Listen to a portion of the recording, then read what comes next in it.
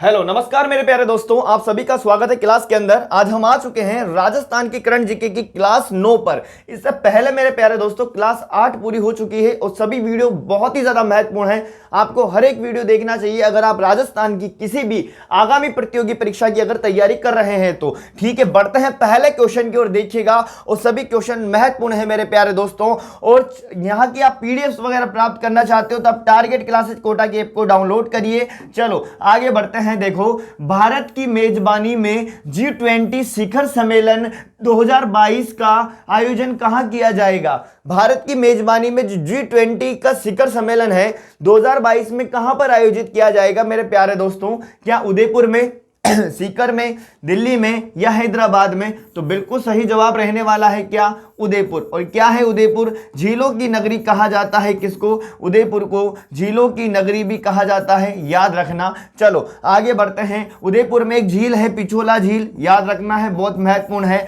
और इसके किनारे है एक नटनी का चबूतरा, ये भी बहुत महत्वपूर्ण है आपके एग्जाम के दृष्टिकोण से, ध्यान रखना सारी बातें। और पिछोला झील के किनारे ही एक हवेली भी है, बागोर की हवेली। कौन सी हवेली है प्यारे दोस्तों? बागोर की हवेली है, जो विश्व की सबसे बड़ी पगड़ी यहां पर रखी हुई है। बढ़ते हैं क्वेश्चन संख्या 2 की तरफ, देखते हैं क्वेश्चन संख्या 2 पर। भारत सरकार के द्वारा, किसके द्वारा प्यारे दोस्तों? भारत सरकार के द्वारा राजस्थान के कितने विद्यालयों को स्वच्छता विद्यालय पुरस्कार प्रदान किया गया है? भारत सरकार के द्वारा राजस्थान के ऐसे कितने विद्यालय हैं जिनको स्वच्छ भारत का मतलब स्वच्छता विद्यालय का, स्वच्छ विद्यालय का पुरस्कार मिला है मेरे प्यारे दोस्तों? ऐसे विद्यालय कितने हैं? ऐसे विद्यालय 26 विद्यालय हैं राजस्थान के, और ये अलग अलग जिलों के अंदर विद्यालय है, ध्यान रखना। 26 जिले नहीं है, 26 विद्यालयों की संख्या है। चलो आगे बढ़ते हैं क्वेश्चन संख्या 3 की तरफ, देखते हैं क्वेश्चन संख्या 3 जो है किससे है? पशु गणना से ये है प्रश्न। देखो पशु गणना के अंदर राजस्थान में 20वीं पशु गणना 2019 के अनुसार सर्वाधिक पशु कौन सा पाया गया है? तो अगर देखो डाटा है हमारा किसके? 20वीं पशु गणना के। अब आपसे क्वेश्चन ये भी पूछा जा सकता है कि जो पशु गणना हुई है कौन सी है? ध्यान रखना 20वीं पशु गणना है, और इसके अनुसार हमारे राजस्थान में जो सर्वाधिक पशु है मेरे प्यारे दोस्तों वो बकरियां हैं, ध्यान रखना। ये कुल भारत का हमारे राजस्थान के अंदर 14% जो पशु पाया जाता है वो बकरियां हैं, जरूर ध्यान रखना, बहुत ज्यादा इंपॉर्टेंट है। और आपको याद रखना है कि मुर्रा किसकी नस्ल है? भैंस की नस्ल है। और याद रखना है आपको चौकला नस्ल, चनोतर नस्ल, ध्यान रखना, चौकला, चनोतर, सोनाड़ी, ये सब चीजें आपको याद रखनी है। पूगल, ये किसकी नस्लें हैं बताओ? ये सब भेड़ की नस्लें हैं। आगे बढ़ते हैं क्वेश्चन संख्या 4 की तरफ। देखो कौन सा क्वेश्चन है? क्वेश्चन संख्या 4 की तरफ ध्यान दीजिएगा। अब क्वेश्चन संख्या 4 भी बहुत महत्वपूर्ण है, और ये प्रश्न क्या कह रहा है सुनना बात को ध्यान से। देखो, राज्य में अभिलेखित कुल भौगोलिक क्षेत्र का 9.57% वन है। कितना है? 9.57%। मतलब हमारे राजस्थान के अंदर कुल अभिलेखित कुल भौगोलिक क्षेत्रफल का जो प्रतिशत है वो 9.57% वन है हमारे राजस्थान में। ध्यान रखना है, डाटा बहुत महत्वपूर्ण है, इंपॉर्टेंट है। राज्य में सर्वाधिक जो रक्षित वन है प्यारे दोस्तों वो उदयपुर में है। कहां पर है बताओ? उदयपुर में है। आपसे पूछा जा सकता है कि राजस्थान में सर्वाधिक रक्षित वनों वाला जिला कौन सा है? तो उदयपुर है। ये क्वेश्चन भी बहुत मोस्ट है, ठीक है। राज्य में अत्यंत सघन वन 77.81 वर्ग किलोमीटर में फैले हुए हैं। बात बिल्कुल सही बात है भाई, ठीक है। राज्य के अंदर अत्यंत सघन वनों का जो प्रतिशत है, जो वर्ग किलोमीटर है वो है 77.81 वर्ग किलोमीटर के क्षेत्र में फैले हुए हैं अत्यंत सघन वन।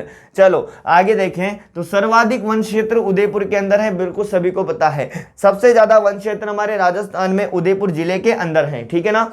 अब यहां पर 13.51% नहीं है, उदयपुर का जो प्रतिशत है वो है प्यारे दोस्तों कितना? 23.51%। ध्यान रखना, सर्वाधिक वन क्षेत्र हमारे उदयपुर जिले का है, कितना है बताओ? ध्यान रखना कितना है? 23.51% है। आगे बढ़ते हैं अगले क्वेश्चन की तरफ, क्वेश्चन संख्या 5 पर।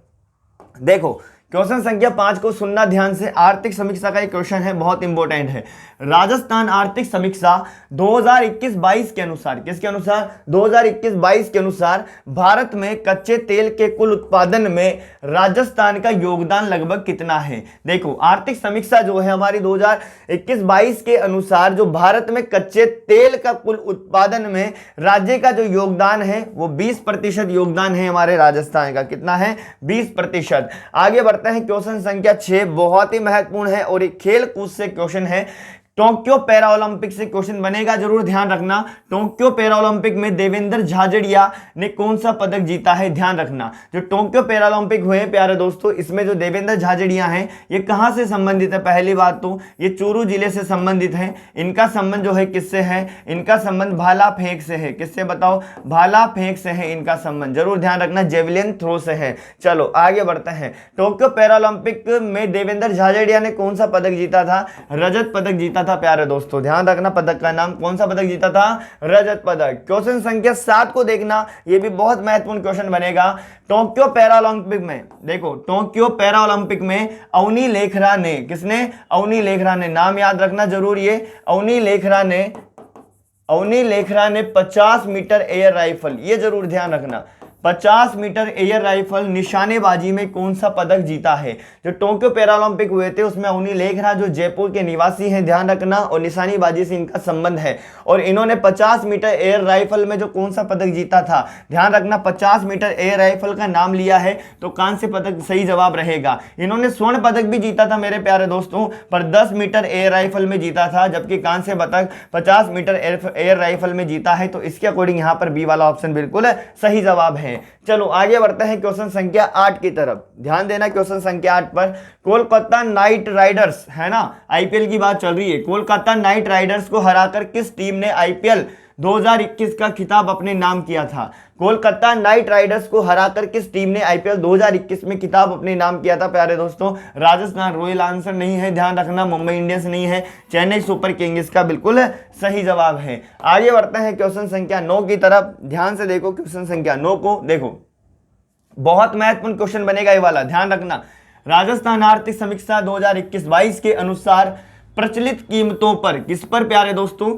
प्रचलित कीमतों पर जीडीपी में सेवा क्षेत्र का योगदान कितना प्रतिशत है? आपको सेवा क्षेत्र का योगदान बताना है। किसका योगदान बताना है प्यारे दोस्तों? सेवा क्षेत्र का। जरूर ध्यान से पढ़ना क्वेश्चन को। राजस्थान आर्थिक समीक्षा 2021-22 के अनुसार प्रचलित कीमतों पर जीडीपी में सेवा क्षेत्र का योगदान कितना है? 44.81% है। ध्यान रखना, सेवा क्षेत्र का योगदान कितना है? 44.81% है। डाटा जरूर याद कर लेना, अच्छे से उतार लेना, नोट्स बना लेना बढ़िया तरीके से, ठीक है। अब बढ़ते हैं क्वेश्चन संख्या 10, बहुत ही महत्वपूर्ण क्वेश्चन है मेरे प्यारे दोस्तों। जो क्वेश्चन संख्या 10 है ना, वो तो बहुत अति महत्वपूर्ण क्वेश्चन बन सकता है। देखो क्वेश्चन संख्या 10 क्या कह रहा है? वर्ष 2021-22 के अनुसार स्थिर एवं प्रचलित मूल्य पर प्रति व्यक्ति आय क्रमशः कितनी है? अब आपको एक तो स्थिर पे बतानी है और एक प्रचलित मूल्य पर प्रति व्यक्ति आय आपको बतानी है। अब बताइए मुझे, स्थिर के हिसाब से है ना प्रति व्यक्ति आय, वो तो है 81,231, ध्यान रखना 81,231 रुपए है, जो कि आपको दो ऑप्शन में यहाँ को दिखाई दे रही है 81,231। और प्रचलित मूल्य का जो है वो है 1,35,218 रुपए। तो जरूर ध्यान रखना, ये स्थिर वाला तो 81,231 है और 1,35,218 किसका है? प्रचलित मूल्य का है। ये क्या है? प्रति व्यक्ति आय है मेरे प्यारे दोस्तों। बताइए क्लास कैसी लग रही है, कमेंट में जरूर बता के जाइएगा और क्लास को शेयर किया करें, तभी मुझे मजा आएगा और आपको भी मजा आएगा पढ़ने का और कंटेंट में आपका बढ़ाता रहूंगा। तो क्लास को शेयर किया करो मेरे प्यारे दोस्तों, ठीक है। धन्यवाद, ठीक है।